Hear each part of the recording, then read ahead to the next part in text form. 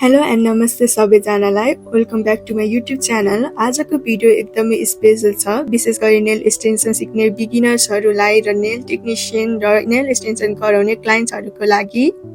यो भिडियोमा jail nail extension गर्नको लागि चाहिने प्रडक्टहरूको बारेमा म देखाउने छु र एक्सप्लेनेसन पनि गराउने छु, किन र कसरी युज गरिन्छ पनि राम्ररी बुझाउने छु। त्यसैले भिडियो अन्तिमसम्म हेर्नुहोस्, किनभने अन्त्यमा म बिगिनर्सहरूले सबैभन्दा धेरै मिस्टेक गर्ने कुराहरू पनि बताउने छु। सबैभन्दा पहिला ह्यान्ड सेनिटाइजरको प्रयोग गरिन्छ, किनकि हाइजेनिक सबैभन्दा इम्पोर्टेन्ट हुन्छ। यदि सेनिटाइजर प्रयोग गरेन भने यसको इन्फेक्सन र क्रस कन्टामिनेसनको रिस्क बढ्न सक्छ। दोस्रो भनेको हामीले युज गरेको भन्दा नेल कटर हुन्छ। यो चाहिँ हामीले सेनिटाइजर गरेपछि क्लाइन्टहरूको नेल्स यदि लामो छ भने त्यो पनि काट्नुपर्ने हुन्छ, किनभने नेल एक्सटेन्सन गर्दाखेरि नेल टिप र नेल नेचुरल नेल छुट्टिन सक्छ। त्यसपछि युज गर्ने भनेको क्युटिकल सफ्टनर हो। यसले चाहिँ डेड स्किन सफ्ट बनाउँछ, जसकारण निकाल्न एकदमै सजिलो हुनेछ।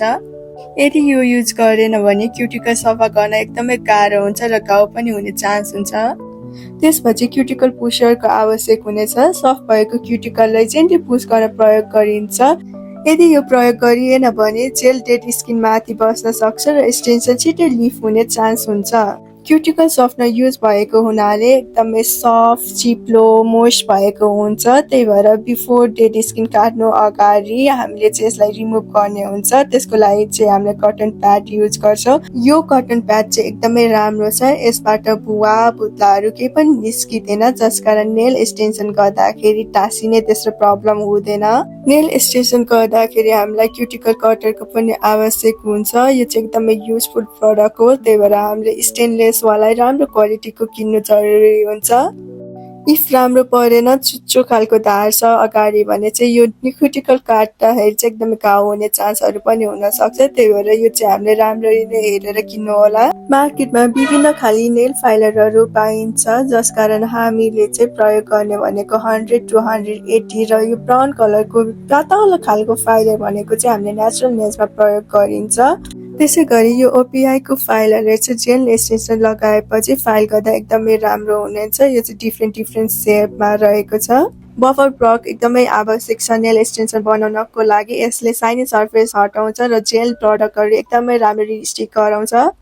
अर्को भनेको नेल टिप्स। यो चाहिँ डिफ्रेन्ट सेप साइजहरूमा आउँछ। यसले चाहिँ नेल एक्सटेन्सन बनाउनको लागि प्रयोग गरिन्छ। मार्केटमा नेल टिप यसरी बक्समा आउँदैन, यो छुट्टै नै लिनुपर्ने हुन्छ। त्यही भएर हजुरहरूले चाहिँ यस्तो बक्समा नम्बर भएको बक्समा स्टोर गर्नुभयो भने युज गर्नलाई एकदमै सजिलो हुन्छ।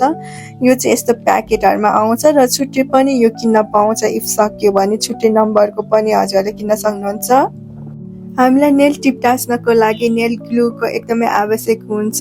किन प्रयोग गरिन्छ भने यसले टिपलाई एकदमै सिक्योर भई एट्याच गर्छ।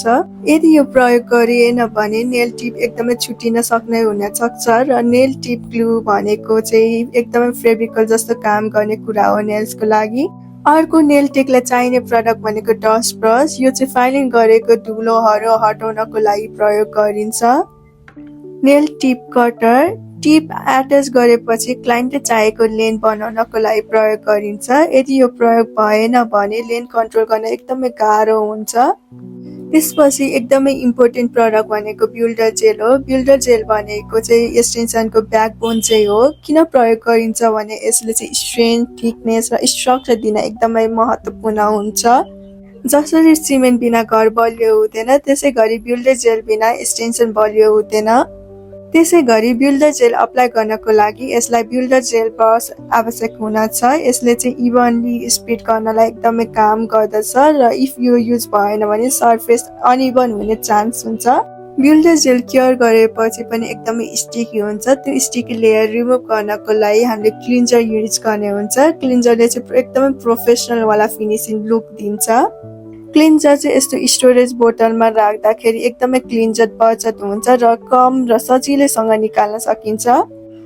Liner brush. लाइनर ब्रसले चाहिँ त्यो साइडमा जेल अप्लाई भएको छैन भने यो युज गर्न एकदमै राम्रो फिनिसिङ लुक आउँछ।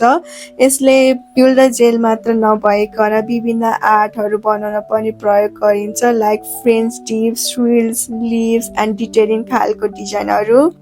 त्यसपछि हामीलाई चाहिन सक्ने भनेको एसिटोन हो। यो एसिटोन चाहिँ हामीले जेल नेल एक्सटेन्सन युज गर्नुभन्दा अगाडि इफ जेल अरू नेल पोलिस छ क्लाइन्टको भने रिमुभ गर्न प्रयोग गरिन्छ।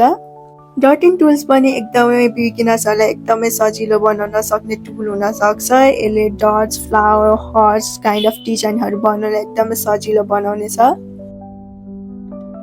अर्को रहेको छ प्राइमर। हजुरहरूले प्राइमर पनि किन्नु जरुरी हुन्छ। प्राइमरले नेल एक्सटेन्सन र नेल बीच एकदमै स्ट्रङ बोन्डिङ क्रिएट गर्छ। जसरी घर पेन्ट गर्नु अगाडि वाल प्राइमर लगाइन्छ ताकि पेन्ट राम्ररी टाँसोस् भनेर, त्यसै गरी नेल्स पनि प्राइमर एकदमै इम्पोर्टेन्ट छ।